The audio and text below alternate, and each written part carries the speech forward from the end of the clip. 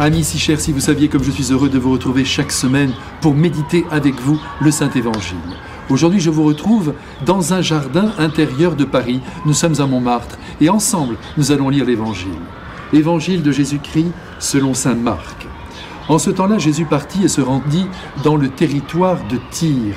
Il était entré dans une maison et il ne voulait pas qu'on le sache. Mais il ne put rester inaperçu. Une femme entendit aussitôt parler de lui. Elle avait une petite fille possédée par un esprit impur et elle vint se jeter à ses pieds. Cette femme était païenne, syrophénicienne de naissance, et elle lui demandait d'expulser le démon hors de sa fille.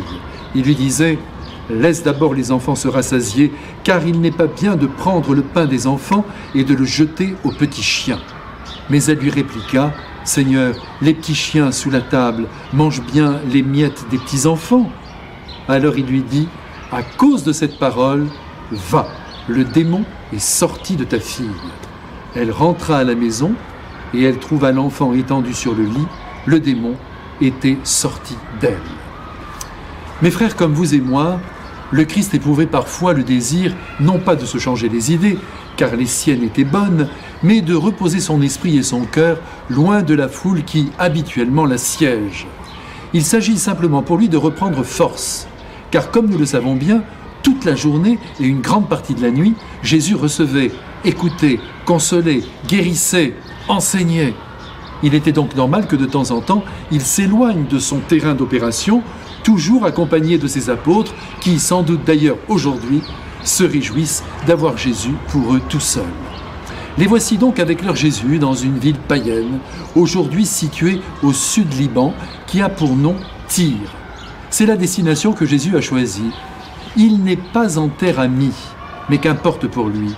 Le monde entier lui appartient. C'est donc là qu'il se cache avec les siens.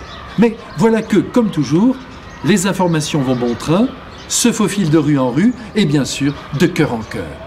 Le prophète Jésus, à la réputation désormais nationale, n'échappe pas à la rumeur publique et il est donc découvert aujourd'hui dans sa tanière. Une femme dont la vie est torturée par la situation de sa petite fille possédée par un démon. Rien que cela, et c'est beaucoup, entre dans la maison où Jésus se trouve et lui casse les pieds, il n'y a pas d'autre mot, en le suppliant d'intervenir pour délivrer son enfant du mal qui l'étreint. Entre nous, sa démarche est tout à fait légitime et de plus, elle s'est adressée à la bonne personne. Jésus n'est-il pas venu, comme le dit saint Jean, détruire l'œuvre de Satan ? C'est donc là son affaire. Normalement, il aurait dû tout de suite intervenir, et nous qui connaissons bien son amour et son cœur, c'est encore plus vrai, il aurait dû intervenir pour cette pauvre femme et lui rendre son enfant dépossédé de l'auteur du mal. Étrangement, il ne choisit pas cette solution. Et ici, il faut bien avouer, je ne sais pas si vous êtes fabriqués comme moi, mais la réaction de Jésus me surprend. On ne le reconnaît plus. Je ne dis pas qu'il répond à cette femme comme à un chien, pardonnez cette expression, mais enfin, ces mots sont limites et empreints apparemment d'un certain mépris. Il n'est pas bon que tu viennes manger le pain qui n'est pas pour toi. Tu es païenne et tu oses demander les grâces du ciel. Mais pour qui te prends-tu ? La femme admirable, sans réagir à la demi-offense qui lui est faite, répond tout naturellement qu'elle saura se contenter des miettes qui tomberont de la table du Seigneur. Chers amis, il y a parfois et même souvent, chez les païens, mais vous l'aurez remarqué, une sagesse, une bonté, une douceur, un bon sens que l'on ne trouve pas chez de nombreux croyants qui s'imaginent avoir des droits sur le cœur de Dieu.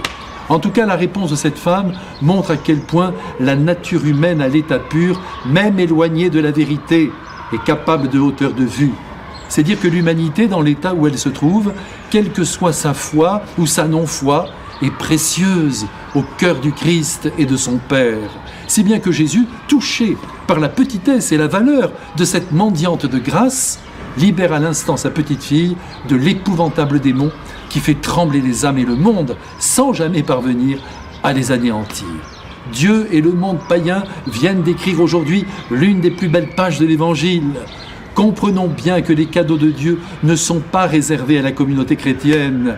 En outre, pour recevoir les grâces du ciel, même si l'on n'est pas baptisé, et c'est important ce que je vous dis là, certaines conditions sont requises. Mais je vous rassure, elles sont à la portée de tous. D'abord, il faut une confiance absolue en Dieu. et dans le Christ, c'est encore mieux, même s'il nous fait attendre pour nous accorder ce que nous désirons.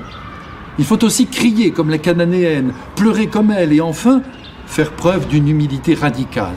Voilà pour les conditions. Il en reste une dernière qui jaillit de cette histoire. Comme vous l'aurez remarqué, la femme de l'Évangile est intervenue non pour elle-même, mais pour sa fille. Inutile de le rappeler, mais je le rappelle quand même, Dieu notre Père est toujours infiniment touché quand il nous voit nous occuper d'autre chose que de notre propre moi. Bref, si toutes ces conditions sont en place dans notre cœur, n'hésitons pas à demander l'impossible à Dieu pour les êtres qui nous sont chers et même pour le monde entier. Mais déjà ce matin, en attendant que tombent sur vous les grâces que vous espérez, le ciel vous bénit. Au nom du Père et du Fils et du Saint-Esprit. Bonne fin de semaine à tous, je vous embrasse, chacun.